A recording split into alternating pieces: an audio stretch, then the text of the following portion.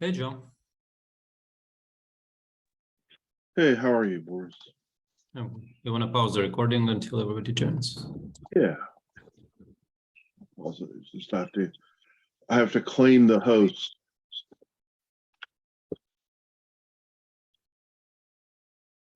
Very exciting. I'm now the host. Okay.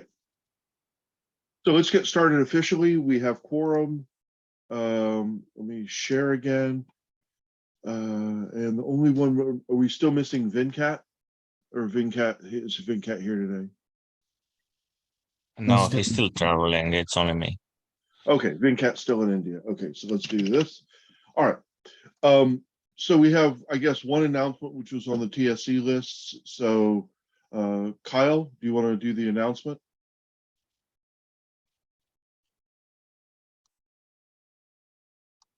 I was just talking to him. He should be on. Yeah, he's on. Or I could do it since he typed it in the TSC lists. So Rob Sherwood is going to take over for Kyle as the TSC representative from Intel. The other one is Paul. You were saying that we have meeting videos being uploaded to YouTube channel. Yeah, at this point, I've been I linked to created playlists and linked to all of the original events that we did last March, the alpha event. So put all of those videos on the channel and have created a couple channels for different meetings, API meeting, the outreach committee meeting. And I've started uploading some of those videos. I figured out how to get them all downloaded pretty well. But uploading them is I'm still working on. I'd like to make that programmatic, but right now there's no real easy button to take them from Zoom and put them on YouTube. Still takes about 3 hours for one of them to get uploaded and converted and all that stuff that they do. Oh, okay. All right. Well, anyway, it's excellent that that's happening. I remember we had talked about that. I don't know, in November, I guess. So that's excellent that that's happening. Last announcement is there is additional companies are interested in OPI, and so we should see some new members show up here in a week or so. At least a couple of them. So that's that's good. Joe, can I just take a 2 minutes on that KPI thing? Yes, please. Yeah. I'll just put in the chat window the link for this is the KPIs that I'm proposing. So I kindly request members to take a look at this KPI list, especially the one which is pertinent to the TSC, whatever is related to TSC, and see if you want to like add or remove something or even change something. More or less, I think it's based on what we have been discussing over last different weeks. From the TSC side, there are only like three or four things that is related to TSC. So kindly request the members to take a look at this KPI tracker. We will update this KPI tracker every quarter and share with the board based on the progress that's happening within the TSC and also the outreach. And I think so any feedback or inputs will be extremely welcome. Right, and you're going to post the link for that? Put in the chat window. Okay, I'll copy it in a second.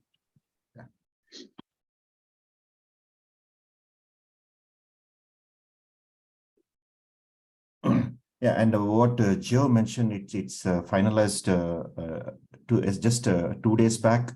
The new general member from HP. I think I'm waiting for the technical contact. I think I should be getting today or sometime. I've tried to reach out to their contacts also. So we should be having a new general member from next week attending the calls. Perfect. All right. All right. So, all right, so our two agenda items for today are to continue to go through the lab proposal.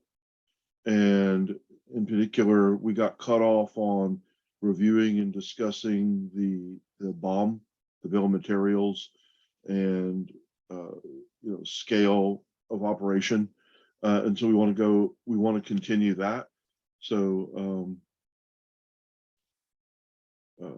Mercer's here to for that. And then with Alad, we want to go back through the use case and OPI product discussion. So what are we really trying to build? And Alad and I had a short discussion offline, and he's built a series of questions that we have to answer based on his customer discussions. We had started this when Alad had given the use case group sort of summary overview.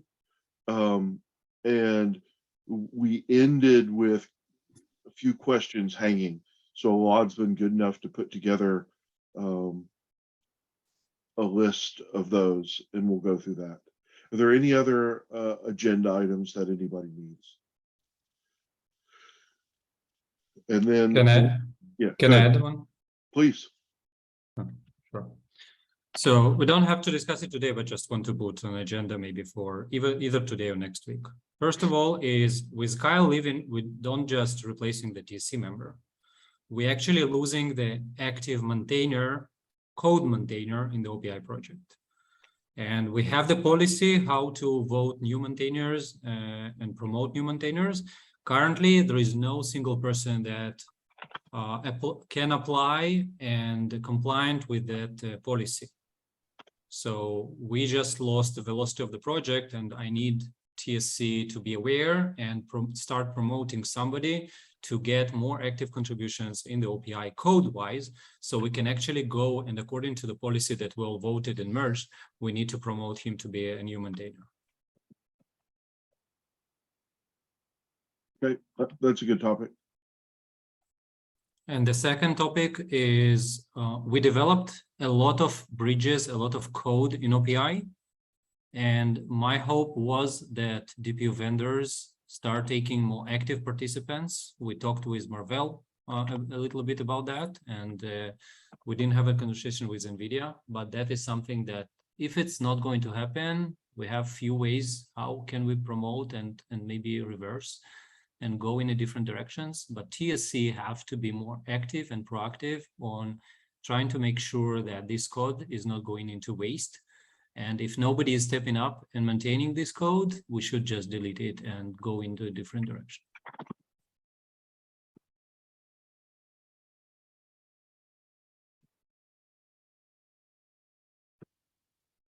Okay, I mean, that's fair. Can't spell. Thanks.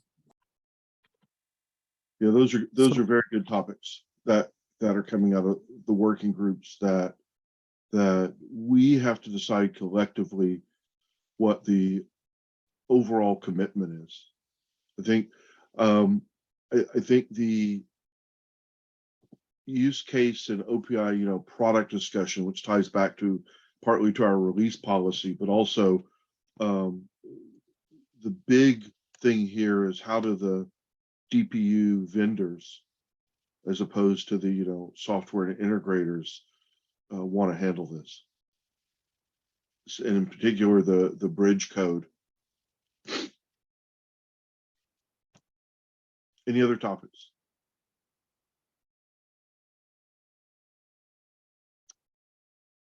Okay, so we have quorum. The minutes from the previous meeting are posted, so I'm going to stop sharing. So let's go back to the discussion on the bill of materials where we ended up last time. So let me stop sharing. All right, go ahead. Should I share? Yes, please. That would be excellent.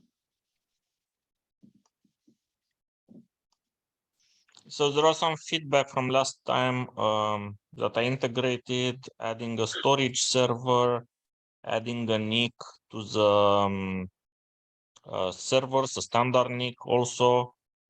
and having like a note here that this is for illustration purposes, is not yet finalized. I added here a few more vendors just to make sure nobody's feelings are being offended. And kind of this is the changes that I made. Now I don't quite remember, to be honest, at what point we got left on this discussion.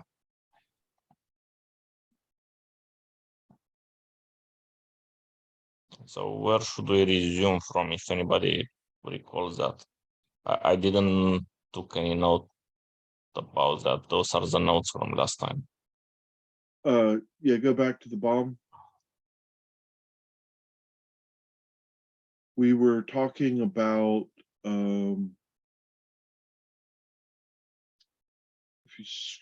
we were talking about the scale we really needed to achieve and the CI/CD environment and the maintenance contracts that we would need, I believe. I think we'd hit the notes section below this table, correct? Yeah. Yes. We hit the selection. We were talking about selection criteria. And Yes, we talked about this. yeah, we went through that one. These are some details about the server, just what they have. Hosting services, Yeah. maybe, but this was the last item. So does anyone have any comments on the mechanical parts until we hit the hosting services? I have one input. Please. Can you guys hear me?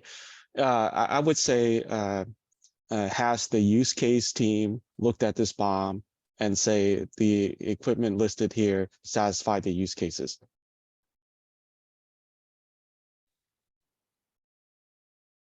Yes, no? A lot? I think it would be useful, right?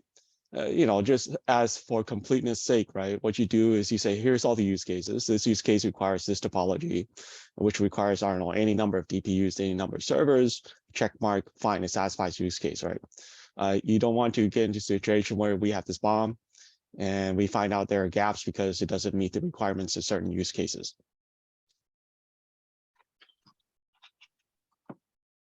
Yeah, I mean, again, so from what I've seen on the use cases versus the bomb, I believe we can satisfy the current set of use cases with the equipment because at least at a, kind of a demonstration prototype level. Stephen, do you agree? I think so, but the way that we started this process was around, defining here are the phases that we will roll out the hardware for the lab. And the first phase is really just to cover the CI/CD pipeline, right? Sure. I mean, whatever revision of use cases is currently is, right?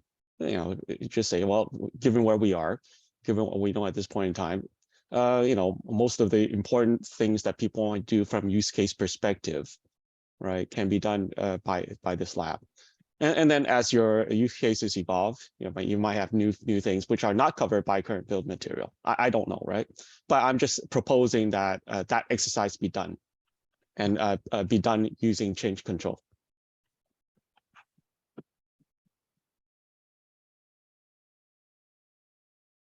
Okay. Alon? As far as the use cases go, I mean, without seeing the architecture, meaning how these actually connect, it's pretty hard to say. But I'm pretty sure that once we have the lab set up and we connect them, I mean, most use cases, the simple use cases, will be satisfied by a pretty standard architecture. A spine leaf type of an architecture with two sides to the DPU IPUs. Hence, it's not that complicated. Now, Stephen and the other groups need to chime in as well, because obviously a POC or an API discussion might require something a little bit different. But without seeing the architecture, I can just say, yes, this makes sense because we have all the DPUs, we have a switch, we have a rack, and so on. But other than that, it's pretty hard for me to say. Yeah. So at least typically the way I've seen things done is, you start by saying, hey, we want to showcase this thing. This is the topology to showcase this thing. And this topology from then you can say, yeah, here's the BOM for that topology. And then you say, well, here's that many instances of this topology I need, right? For capacity planning, right? So, hey, you have a lot of end users, right? So that's typically the flow I've seen, at least in my experience, right? That way, you know, for sure, whatever your build material is covers the value proposition that you want to demonstrate. I get it. So maybe, yeah, you're right, John. Maybe the first thing is to add the topology, and then we can discuss it. Yeah, and that makes it easier to visualize how many of which component, right? Because the BOM itself has a lot of detail, which is good. But seeing it in a diagram would be helpful. So I took that as an action item as well. Lab diagram showing deployment of components and topology, and then working groups to verify that the lab BOM supports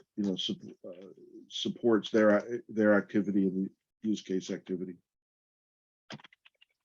Okay. Who will contact or who is the use case group exactly?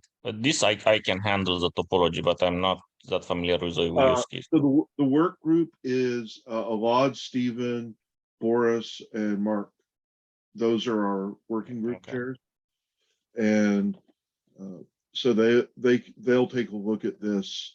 And in the working group meetings, they can also bring it up, but they'll take a look at this, and I'll go back and double check as well.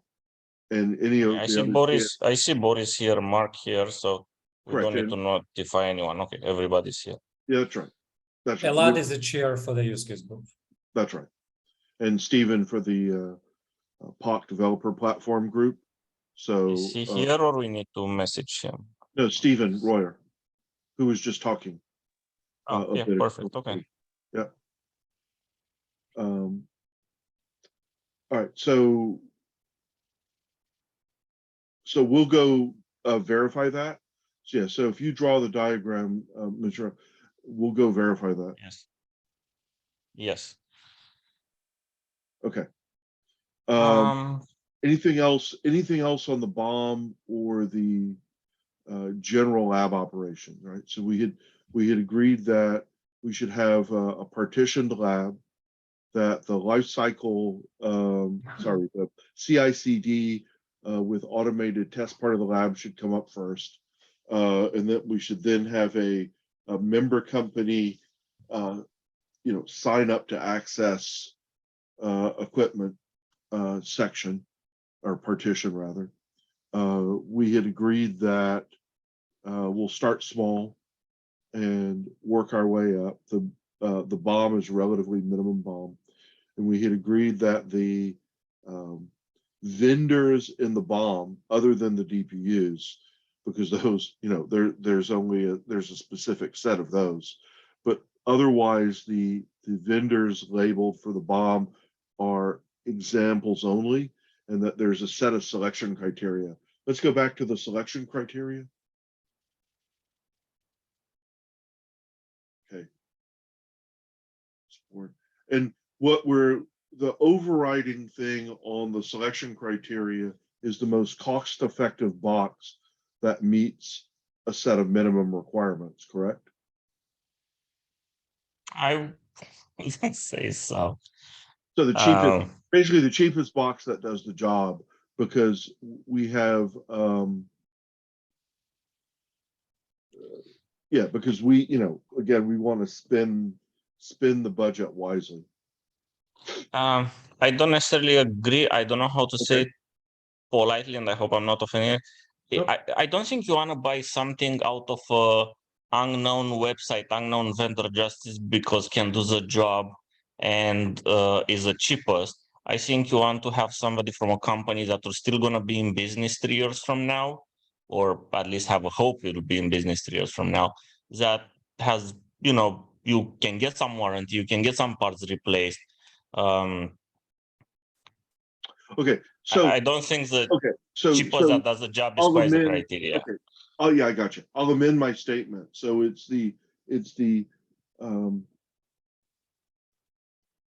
lowest cost box that can support at least a 3-year, 99% chance, 99.6% chance that it can support a 3-year warranty. Yeah, and there are things about, I put here also going end of life and then end of support and so on. You buy a box because it's a really good price, but then 2 months down the road, it reached end of life, end of support, and now nobody is gonna pick up the phone call at the other end. Right. But If we you have a should, problem. But but I we- understand. Yes.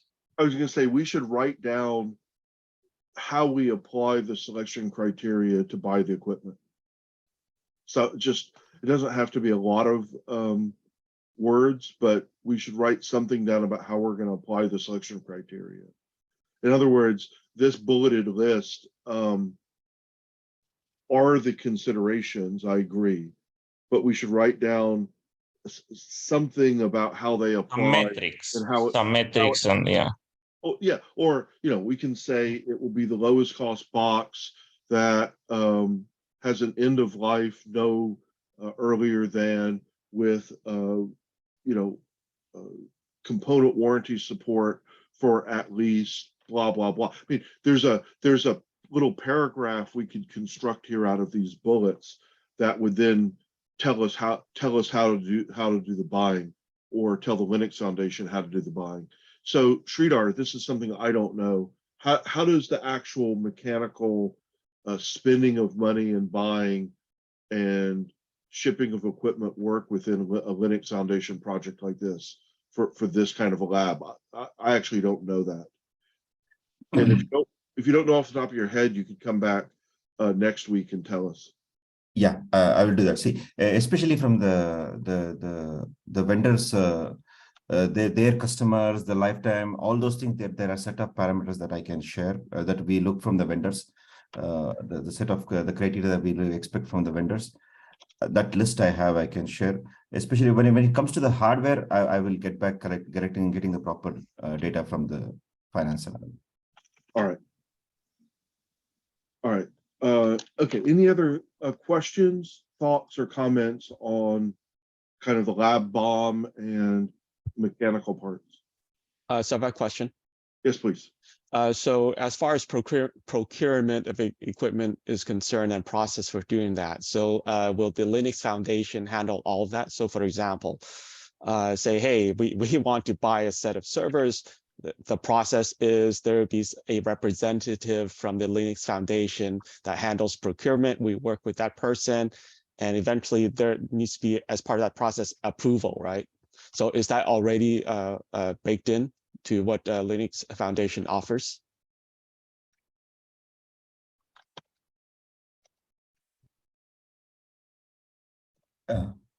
So the once the vendor selection is all happened, right?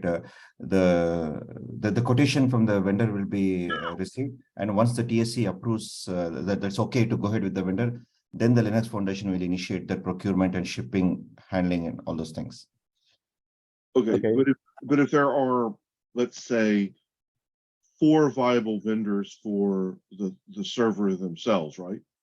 And we know the set of, again, we have listed the set of minimum requirements for the server, power profile, PCI slot type and profile, number of CPUs, amount of memory, and so on. So we have a set of criteria, and there are a couple of, we identify one server from each of 4 vendors that we like. Do we go bid that, or do you have Linux Foundation procurement? That's really what Keith is asking. Let me check that and confirm and get back. So you're going to come back next week and talk to us about the the process and procurement within Linux Foundation. Sure, I will do that. Yeah, just the other kinds of things that typically, at least in my experience, procurement offers is inventory management, right? So, you know, they have a database, they keep track of all the BOM, they know where everything is located, right? So we just need to get clarity whether or not these services are provided by Linux Foundation or not, right? If not, well, it's actually a lot of work, right? It's literally a full-time job. If I look at the procurement people I work with in my own org, it's a full-time job. Yeah, I'll check and get back next week. It's Right. Which, okay, anything else? Okay, this takes us into the UNH-IOL or any other lab hosting, right? So I assume no member company wants to say, yeah, we'll host the open lab for everyone. But if you do, you can speak up and you can always come back next time. But I assume no one's going to raise their hand for that because it's we want this to be well, I guess that's another option, right? So let's talk about that. So could you go to the end of this page where we have the UNH-IOL section and okay. So the only hosting service that we've really interacted with is, again, the IOLab. And we've talked to them before. And what set of people should reach out to them again? Because we should reach out to them again and say, hey, we're now all formed up and serious about lab. So let's talk specifics. Here's our rough BOM. Here's some notion of how we might expand. What are all the considerations and costs from the hosting facility side on putting this in place? Right, that's the conversation I believe we need to have.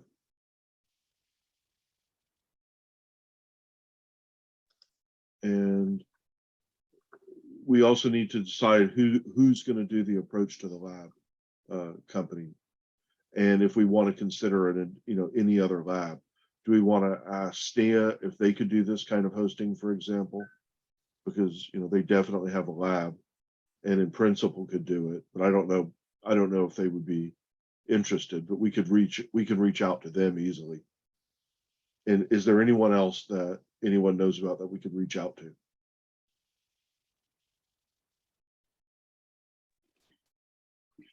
Well, Joe, this is Mark Jan. has his hand up.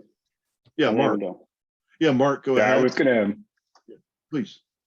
thanks. I was just gonna take the opportunity here to introduce myself first, and then I'll add some comments to that question. So first of all, I'm Mark Mooney. I'm from ARM. I'm in the ecosystem development team here.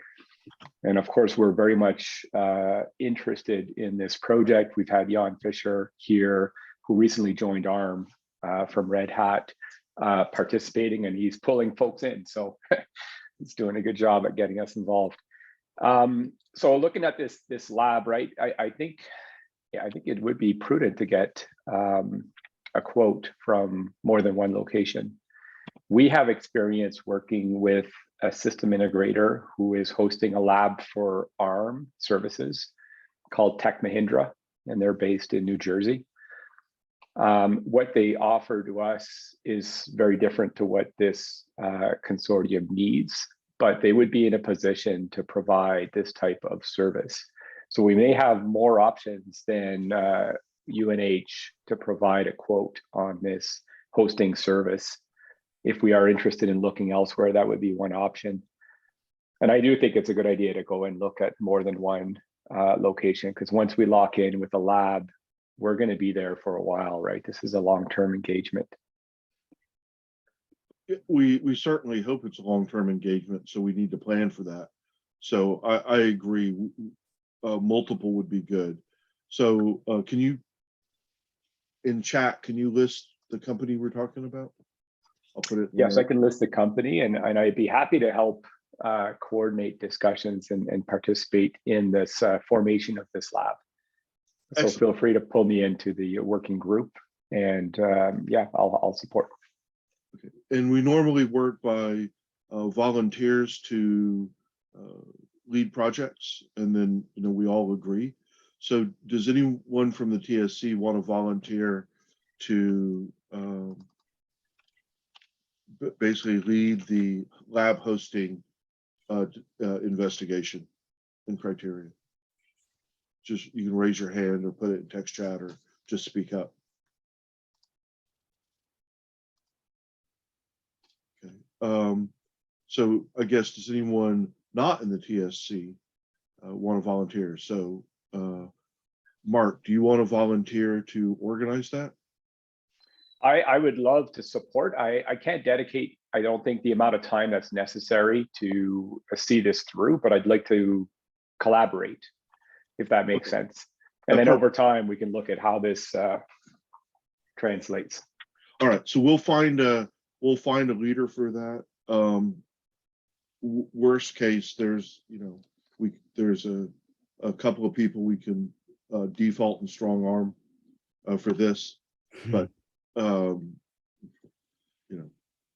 worst case, I can strong arm myself, but we'll find someone to over the next week to begin the lab hosting investigation. Yeah, it'd be good to understand what has been discussed with UNH so far, and what type of discussions have been had. And then are there any other labs that we're considering, so that we get a good starting point for this analysis? Right. Okay. So all right. So we'll take that up. Hey, Dan, I thought Venkat at one point mentioned another lab he knew of that was worth investigating. Do you know who that was? I remember him mentioning it, but I don't remember the name either. I can ping him and find out. Okay. Okay. And then and then Jan, you had your hand up. Anything to add? No. Mark did a great job in capturing what I was about to propose. I mean, I early on, if you guys recall, I kind of led the conversations with UNH, and potentially we were looking at some other hosting facility, but UNH was coming across as most vendor independent. So that's one thing that we should keep in mind on one hand. On the other hand, we may want to look at where and how we can have access to that, and how well the services would be tailored to to the needs of this organization. So I think from that perspective, we had at ARM we had positive experience, but Mark is actually at the forefront of that. So I'm glad that he's here. All right, and Jan, okay, that's fine. That's great. All right, anything else on this point? I think we have an estimated budget, or we are looking now at quotes so we can get an idea what will be the budget for this? We need quotes to figure out the budget. I see. Well, I thought there was a bucket that the board set aside for lab. There is something like that, but again, that has to be refined based on reality, right? Although I suppose that if it's wildly outside the boundary, we'll have to scale back, or I don't know. I mean, right. Okay. I mean, yeah. Let's start talking to people and find out how much things are likely to cost, and then we'll have to go back to the board and say, here's our BOM, here's our lab costs, here's the scaling, and that sort of thing. Okay. So all right, so I got the notes for that. All right, anything else on lab, BOM, anything at all for today? Okay, so let's go. I think it would be helpful to map out how we envision this lab size, the starting point, and how we see it evolve, and consider maybe a 3-year projection for this lab. Because when we start talking to these hosting services, that's what we're going to need first, right? They're going to need information from us on what this initial sizing looks like and how we see it ramping up. And I think Yeah, that'll so be I the took hardest here part, two you know, notes. to capture. Yeah, I put here 2 notes basically to create a mini bomb for phase 1 only. And then when we get the codes, to get a code for the full bomb, I mean, full lab, and one also for the phase 1, because probably we'll start with Yeah. phase 1 only. Right. Yeah, so I took these notes as your, I don't know, I think we both thought about the same thing. So I put here, I'll put them in the notes. Yeah, and again, the pull request markdown document does have some hints of that, but making it more explicit would be better. I agree. Stephen? I just wanted to remind the vendors in particular that we really do need to get the feedback from you all on what devices we want to be able to host in these, as well as what the hardware requirements are to host those devices. So we really need that feedback. Right, so I'll put that in the action item list as well, which is a DPU vendor model and DPU vendor, DPU model, and The exact part number, because like I know on Bluefield I got burned once. They're like, I feel like 10-20 models, and I bought once the wrong one for my lab. So I want the exact part number if we have to go. Model is not enough, just a name. If they can provide the specific part numbers they want. And I think also sorry to speak out of turn, but also the server equipment, you know, the spec on the box requirements as well as networking. I mean, certain assumptions can be made, but we want to operate with probably direct input rather than assumptions, especially since the DP vendors know what they, you know, what they're testing with, what's in their lab. right. Okay. Yep, exactly. All right. Excellent. Stephen, anything else? Well, just, you know, one that looks like low-hanging fruit to me is, I'm guessing Marvell, you know, we would not necessarily want to include Octeon TX2 here. Would be just be starting with Octeon 10. That's correct. Yes.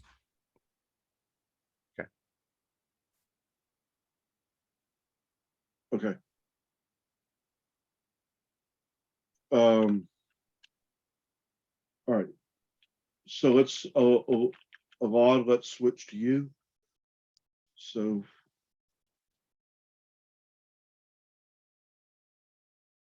all right, so let's switch to sharing.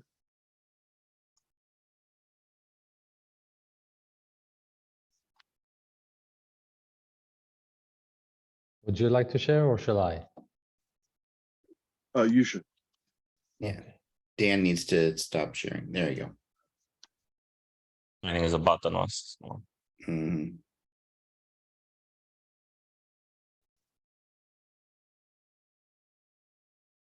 Okay, so let me share that specific slide real quick.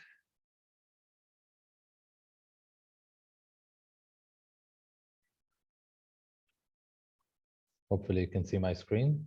Yes. So it just so happens that in the use case group, we continued the discussion that we had last time in the TSC. And then some of this discussion also trickled, maybe due to my fault, to the outreach committee. And I think what I want to share with you is at least my layman's view of what I started.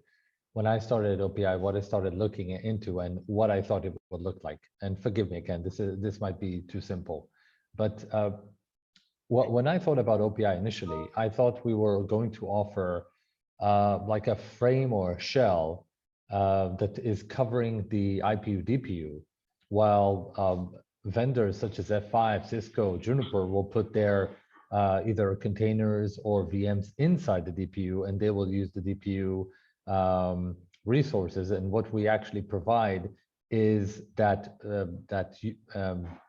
unison shell that allows the vendor agnostic adaptation to happen. And at least in my view, that's not exactly where we are today. I mean, we're a bit more generalistic in nature. And the reason why I thought this would be the way forward, because when I listened to the clients that we were talking to, the deployment partners, they said they were looking at this like a white box NFV type of a thing. So just like there was the age of white boxes where you would just put a few NFVs on the same box, and there was one company that would manage it, will be sort of the hypervisor and would manage the box and would give you the tools to manage the box, no matter what the hardware was. That's how I envisioned it. And if you would allow me, I would like to go through all of these points and to paint the picture, and then we can discuss. Joe, does that make sense? Yes, yeah, please go through all of them, and then we can have a little bit of discussion. And then I want to get at least Boris's topics on the table before we close today, and let everyone think about these, and we'll pick up the discussion and provide and start providing answers, responses at the next meeting. So yeah, please paint the whole picture. Okay, so as I said, that's the vision I started with. That's, at least in my twisted mind, that's what I thought OPI would be. Now, when I speak to clients back then and now, I ask them, what do they expect? And which tools do they expect to get, and what do they expect to see? And the expectation, I think, is much bigger than what we're currently bringing. I mean, there's great progress that the provision team has made, API team has made, and I get that with the limited resources we have, this is what we can conjure up at this point. But I think that when we ask clients what do they expect to see a real life use case that they can deploy. They expect to see something that will be almost turnkey for them. They do not expect to do a lot of the work, meaning if you ask the tier 2 clouds or the telcos or even some enterprises that I spoke to that aren't even members yet, what do they expect to get out of OPI? They said, I want something which is turnkey. Again, if we look at the model of Sonic, or if we look at the model of I don't know, maybe we need to go between Sonic and ORAN a little bit, but they didn't expect just a governing body that says these are the recommendations. They expect a turnkey, something that they can actually use. And us saying, yes, somebody will come along and take this and make this into something that is turnkey. So they're saying, okay, we'll sit on the fence. We'll wait to see who picks it up, who brings something turnkey, and then when there's something turnkey, we will try it. But for now, we're sitting on the fence, and this is causing a little bit of I would say a drop in interest, or at least diminishing interest in the day-to-day, which in turn gets us to point number 4. But I'll get to that. So another question I ask myself is, what can they actually deploy? I mean, what out of what we offer, what can they actually deploy? And I think point 2 and 3 go together, because the answer is they cannot deploy anything that we're bringing out right now. There's work that needs to be done above and beyond what we're doing and above and beyond what we plan to do in order for them to deploy something.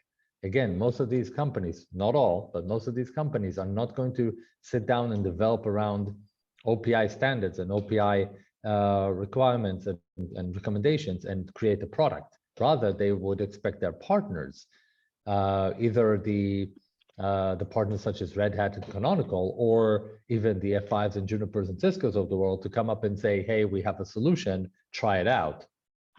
They expect to get a firewall that they can deploy, or a router that they can deploy, or a storage device that they can deploy. And they want to see it deployed with, again, the same finesse of an NFV system, where they can switch out, on the one hand, the card vendor, on the other hand, either the container or the VM running. So that's the type of freedom they're expecting from us. And I think that we're not quite there as far as offering something that they can deploy. Even when I look at what we're planning for POCs, it's really a lot more high level. It's not specifically something they can deploy. And then we get to number 4, which is we want more participation, both actively and just clients voicing themselves out. So what is the blocker? And the blocker is when you speak to executives in these companies, they're saying, why should I invest my time in something that currently is not planned to give me a return in the short term, and my engineering resources are tied up already, so why should I spend my time on it? And we get to this chicken and egg situation where we do not have enough people contributing, we do not have enough people that are participating. And when we ask why, they say, well, my manager or my high brass is not willing to give that time. And then you ask the management why, they say, well, you don't have clients that are willing to pay the bill at the end of the day. We don't see a clear path to clients. Hence the connection between what I've said so far and this point number 4, because paying clients in turn lead to executive interest, lead to budgets, lead to participation and people that actually write code, and vice versa. So hence the chicken and egg scenario. Joe, I hope I covered it well in the time that I have. Right. And this comes back to the discussion we had around the release policy, where we kind of split the difference. And it also comes back to the OPI versus, say, versus is the wrong word, the OPI IPDK interactions, because if OPI is meant to be a complete open source product covering sets of use cases, that implies a model that's a very different multi-vendor model than, say, a set of APIs that 3 vendors can release, say, firewall on with common APIs and common framework, but it's 3 different implementations with 3 different performance on versus price envelopes and things like that. So it's it's a necessary discussion. Rob, please. Yeah, thanks, Elad, for putting this out there. I guess I would be a little careful about over-rotating on this. I mean, I feel like if you ask customers, would you like us to give you high-quality software for free? They would say yes. And so if you ask them, would you like a turnkey solution or would you like a component solution? They would say turnkey. And the job here is to, I think, resolve the chicken and egg problem a little bit for a small number of people so that we could get a little bit more resources to resolve it for a little bit bigger group of people. Effectively, we need to treat this a little bit like a startup. And if we try to solve all the problems right away, we won't be able to solve any. And I guess I'm not saying this doesn't need to be resolved, but I do think we need to be a little bit careful about kind of over-rotating to, well, we need to be a turnkey solution because this is what customers want. I don't know what people think about that. Our release model doesn't support that right now. So our release model says we are not that. We are a set of components for lifecycle and provisioning in a set of APIs, which are being defined, that allow those solutions to be built by multiple vendors across multiple DPU hardware. That's currently our intent. The discussion in the use case group was, is that the right intent? It's basically opening that box again. Well, and I guess what I'm trying to say, if I can try to summarize, is it's probably not the right long-term intent, but it's probably the necessary short-term thing. Okay. I would add that if I take Rob's lead and say this is a startup, and if I was to pivot us OPI to the automotive industry, I would say that currently what OPI is we're saying we know a car, we know what the sensors are, we'll tell you how to connect to the sensors in the car, and we're going to Mercedes and telling them, hey, do you want to buy a group of definitions of how the sensors are going to connect to your car, because we're going to make sure that these sensors are in all cars and we're going to make it into a standard. And Mercedes will say probably, hey, When you have something that works, show us. And I feel like this is where we're at, where every time we go to a client, they say, yeah, it sounds great. Your idea is amazing. Show us what you have. And if we keep on saying we have the definitions of what these sensors are supposed to give, then we're stuck in a chicken and egg. And so I understand the need to focus. I definitely do. Again, if it was my show, what I would say is, and again, forgive me for being very specific on the names here. You can twist them to other names as well. I would say, hey, let's just go with an F5 firewall on top of a Red Hat OpenShift that will work for all of the DPUs, IPUs that we have, and show that as our first use case. And then the next one would be something else. But at least then we have something that we say, hey, look, it works. We have a POC with this, it works. We can show it to clients and say, this is how it will look. And this is the first NFV that we're supporting, again, NFV, quote unquote NFV. But this is the first NFV where we can show, you want more, we can give more, but you need to help us. That, at least that's, in my mind, that's a start, how a startup would do it. Boris? Excellent questions, a lot. First of all, thank you for putting this. I feel that there is a disconnect between what we actually build in OPI and what people like a lot, no offense, what people think that we build in OPI. I really encourage TSC members to go, and all the OPI members, to go and look in our GitHub repositories. We built tons of deployable code and tested it on real hardware, on Bluefield and Marvell and AMD Pensando. We didn't just build the APIs. We have deployable containers, which are completely tested. I'm talking for myself, so I built a lot of storage-related things. You can configure NVMe over Fabric, you can configure NVMe presentation, Virt.io, all of that storage-related stuff is all done, deployable and verified and tested. We completed the work on secure zero-touch provisioning. We can bootstrap DPUs.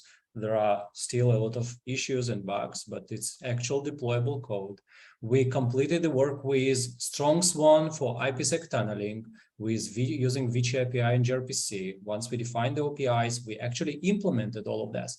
We have 17 repositories with actual code that is deployable. And what we're looking for is, first of all, to communicate that. So maybe this falls between the cracks. I try to come here to see as much as I can and explain what we did all the time, but just go ahead and pull the GitHub and see what actually is there. We need to version it and increase the versions. We need more contribution. I implemented the code coverage above 85% for all our repositories by myself. So there is a lot of deployable code. I'm not saying the first question, like, are we doing the right thing or not? This is questionable. I agree with you, and we need focus. But saying that we're only a standard body that defines APIs, this is completely wrong. All right, so here's a breakdown of what we have in the repositories. So to anchor what Boris is saying. I showed this to the board at the January 9th meeting. Yeah, so we implemented the SPDK bridge, which is to open source SPDK. We implemented specific implementation for NVIDIA Docker. We implemented specific implementation for Marvell SDK. We started to develop the CSI drivers. We have the Go OPI CSI library, which is for Kubernetes consumption for storage. We have the session offload, which is by Kyle. We have the Strong Swan bridge, which is a bridge to actual Strong Swan application for IPsec tunneling. We have the SMBIOS bridge to actual DMI SMBIOS table for inventory provisioning. We have the SMBIOS validation tool, which can run on every single DPU and check all the DMI SMBIOS fields to see if we are OPI compliant or not and what is missing. So this is a lot of code, I would say, deployable. Right. Okay, so we're out of time, and I don't want to run over it all because I know we all have to switch to other calls. Think about this. We'll pick up the discussion next week here, and that'll bleed into Boris's question that he posed as a action item on vendor bridges, support and maintenance. And then we also need to do the how in the heck could we ever replace Kyle? Because that's really tough discussion. But we do need to replace Kyle for the maintainer job. And so we need candidates. And so go think about that as well. And we'll pick up this discussion on what are we building? How do we get more people involved in building it? And how that relates to the questions a lot asked next time. So think about that. I put the stuff in the notes. I put a screenshot in the notes so it's easy to find. Here, I'll share that real quick and then I'll adjourn. Share. All right, so these are the notes I took. If you have additional notes, just text me in Slack and I'll add them. And we'll pick up next time right here. So thank you, everyone. Thank you all.